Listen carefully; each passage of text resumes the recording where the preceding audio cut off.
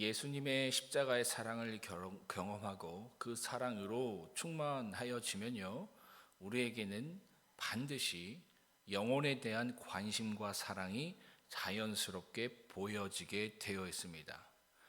특히 어떤 영혼이냐면 지극히 작고 연약한 한 영혼에 대한 관심과 사랑이 보여진다라는 것이죠. 상처와 죄로 인해서 주님을 잃어버린 그 한 영혼을 어둠의 권세로부터 찾아오고 회복시키는 그 일에 큰 기쁨을 갖게 됩니다. 오늘 본문에서 주님은 여러 가지 비유들을 통해서 그것을 말씀하고 계신 겁니다. 잃은 양 한 마리, 잃은 한 드라크마, 잃은 아들, 이 모든 비유에서 공통적으로 언급되는 단어가 있는데요, 그것은 이름, 찾음, 기쁨입니다.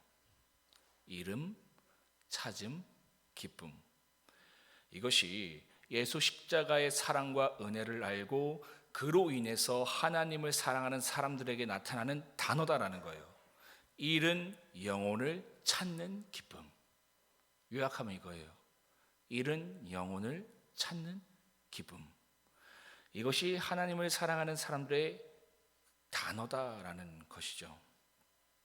그렇겠죠. 늘 말씀드리는 내용이지만 포도나무에 포도가지가 붙으면 포도 열매가 맺듯이요, 사랑이신 하나님이 우리 안에 오시면 우리에게 반드시 영혼 사랑이 보여지게 된다. 그것도 그냥 영혼이 아니라 연약하고 가난한 영혼에 대한 사랑과 관심이 절로 보여질 수밖에 없다라는 것이죠. 왜? 그것이 주님의 시각이기 때문에. 이절에 언급되고 있는 바리새인과 서기관들은요, 자칭 하나님을 사랑한다라는 사람들이었습니다. 그런데 그들에게는요, 이처럼 잃은 영혼을 찾는 기쁨이 결여되어 있었습니다. 그들은요, 자신의 잃어버린 소유를 찾는 것에는 열심을 냈습니다. 그리고 그것을 찾아내면요, 기뻐할 줄도 알았어요. 그런데 잃은 영혼을 찾는 기쁨은 그들에게 없었습니다. 그들은 예수님께서 세리와 죄인들과 함께 하시는 것 자체를 이해하지 못했습니다. 마치 잃어버린 동생을 찾은 것에 대해서 기뻐하고 있는 아버지를 전혀 이해하지 못했던 마다들과 같이 그렇게 했다는 것이죠. 그러면서는 그들은 자신들이 하나님을 사랑한다고 생각했습니다. 영혼을 사랑한다라고 생각했다라는 거예요. 참 놀랍죠? 왜냐하면 자신들이 사랑할 수 있는 사람만 사랑해 놓고는 나랑 성격이 맞는 사람, 나랑 수준이 맞는 사람, 그런 사람만 사랑해 놓고서는요, 자신은 엄청 영혼을 사랑하고 그것으로 하나님을 사랑한다고 착각했던 사람들이 바로 이 바리새인들과 서기관들이었다라는 겁니다. 여러분, 사랑은요, 내가 사랑할 수 없는 범위의 사람까지도 사랑하는 겁니다. 여러분이 사랑할 수 없는 범위의 사람들은 어떤 유형입니까? 저 같은 경우에는 무례한 사람이에요. 무례한 사람은 조금 사랑하기 힘든 것 같아요. 예의 없는 사람 저도 싫어하고, 기본적인 것도 안 하는 사람 제가 용납하기 좀 쉽지 않은 것 같아요. 그러니까 인사도 안 하는 거, 대답도 안 하는 거, 기본이잖아요. 사람이 만나면 인사를 해야 되고 대답을 해야 되는데 그걸 안 하는 사람도 있더라고요. 인사도 안 하고 대답도 안 하고 말을 함부로 하는 사람도 제가 별로 안 좋아하는 것 같아요. 또 행동은 안 하면서 말만 하는 사람은 별로 안 좋아합니다. 약속을 잘 안 지키는 사람도 별로 안 좋아하는 것 같아요. 그 시간 약속 잘 안 지키고 뭐 한다고 했다가 안 하는 사람들 별로 안 좋아합니다. 생각해 보니까 안 좋아하는 게 참 많네요, 제가. 그렇죠? 제가 이런 부류의 사람과도 한번 목회를 해본 적이 있어요. 부교육자로. 정말 지옥이 따로 없더라고요. 인사를 했는데 인사를 안 받아. 말을 거는데 대답을 안 해. 피해 의식에 갇혀서 말도 함부로 하는데 진짜 사랑하기가 힘들더라고요. 근데 뭡니까? 내가 이처럼 싫다고 생각하는 사람, 도저히 사랑할 수 없다고 생각하는 사람까지도 사랑할 수 있는 것이 진짜 사랑이다라는 것이죠. 오늘 본문에 등장하는 둘째 아들과 같이요, 자신의 죄를 깨닫고 회개하는 모습이 있으면 그래도 사랑할 수 있는 것 같아요. 그죠? 목사님, 제가 생각해 보니까 인사도 잘 안 하고 대답도 잘 안 하고 말도 함부로 한 것 같아요. 죄송해요 라고 하면 그래도 그런 사람은 사랑하기 어렵지 않은 것 같습니다. 그죠? 이 둘째 아들만 같은 모습만 있다면야 좀 쉬울 것 같은데 좀. 그런데 어려운 것은 뭐예요? 여전히 그것이 죄인지도 모르고 잘못인지도 모르는 사람들. 그런 사람까지도 사랑하는 것은 여러분 정말 쉽지가 않습니다. 그런데 여러분, 주님이 우리에게 보여주신 사랑이 이런 거잖아요, 그죠? 우리가 아직 죄인되었을 때에 그런 우리를 길이 참으시고 인내하시고 포기하지 않으신 사랑을 주님은 우리에게 보여주셨습니다. 주님의 십자가의 사랑을 깊이 깨닫고 그 사랑이 우리 안에 충만하면요, 내가 도저히 사랑할 수 없고 용납할 수 없는 영혼일지라도 그가 가진 죄와 상처로 인해서 주님을 잃어버리고 어둠의 권세에 사로잡혀 신음하고 있다면 그를요, 내가 가진 사랑과 헌신과 섬김으로 주께 인도하는 것에 기쁨을 갖는다라는 것이죠. 그렇겠죠? 여러분, 그런데 이것이 쉽습니까? 쉽지 않습니다. 그래서 오늘도 우리가 무릎 꿇어야 하는 거예요. 주님, 저에게 이러한 사랑이 있게 하여 주시옵소서. 사실 제가 부교육자 시설하면서 그런 부류의 사람들을 만났다고 했잖아요. 제가 사랑하지 못하는 사람들. 그것을 통해서 결국 하나님이 저에게 원하시는 게 뭐예요? 오 목사, 너 사랑 없어. 결국 그거더라고요. 왜 하나님께서 그러한 만남을 허락해 주셨을까? 그러니까 매일이 지옥이더라고요. 근데 결국은 하나님이 확인시키시는 것은 그거였어요. 오 목사, 너 사랑 없어. 생각보다 사랑 없어. 사랑을 위해서 기도해. 그 메시지였습니다. 사실 여러분, 우리가요, 그 잃어버린 한 마리의 양이었잖아요, 그죠? 잃어버린 한 드라크마였고요, 잃어버린 둘째 아들이 우리였습니다. 그런 우리를 여러분, 주님께서요 포기하지 않으시고 길이 참으시고 끝없는 사랑을 주셔서 우리를 죄의 종에서 주님의 자녀로 삼아 주신 거예요. 우리도 그 엄청난 사랑과 은혜를 주님으로부터 받았습니다. 그런데 다른 사람에게 그게 안 되는 거예요. 마치 10,000달란트를 탕감받았지만 100데나리온 빚진 자를 용서하지 못하는 종처럼 우리가 그런 모습을 갖는다라는 것이죠. 그래서 오늘도 우리는 무릎 꿇어야 하는 겁니다.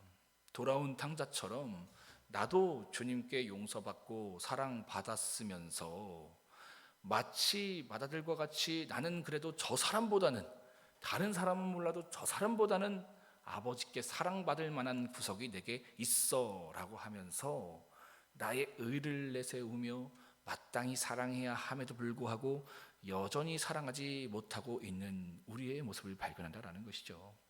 그렇다면 주님께 무릎 꿇고 기도해야 한다라는 겁니다. 주님, 저를 불쌍히 여겨 주시옵소서. 저로 풍성한 주님의 사랑을 경험하게 하여 주시옵소서. 그죠? 어제 우리 박명 목사님이 사랑은 되어지는 거라고 했어요. 우리가 그 십자가의 사랑을 경험하면 되어지는 겁니다. 하나님, 내가 주님의 사랑을 경험하지 못하는 막혀있는 것이 있습니까? 어둠의 권세가 있습니까? 상처가 있습니까? 저의 의와 틀이 있습니까? 하나님, 그거 걷어내 주시고 나에게 오늘도 어김없이 쏟아주고 계시는 그 주님의 십자가의 사랑을 내가 받아 누리게 하여 주시옵소서. 그래서 그 누구더라도 잃은 영혼을 찾는 기쁨을 회복시켜 주시옵소서.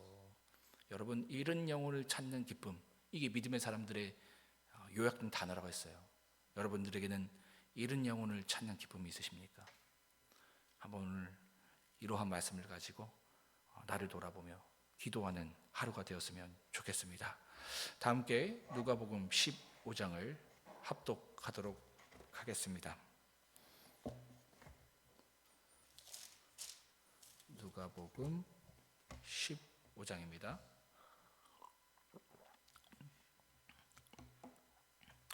함께 읽겠습니다. 시작.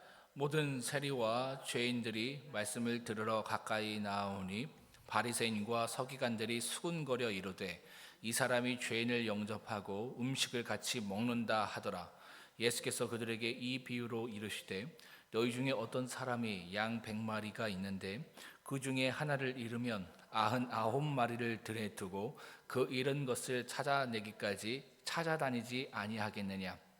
또 찾아낸즉 즐거워 어깨에 메고 집에 와서 그 벗과 이웃을 불러 모으고 말하되 나와 함께 즐기자. 나의 잃은 양을 찾아내었도다 하리라.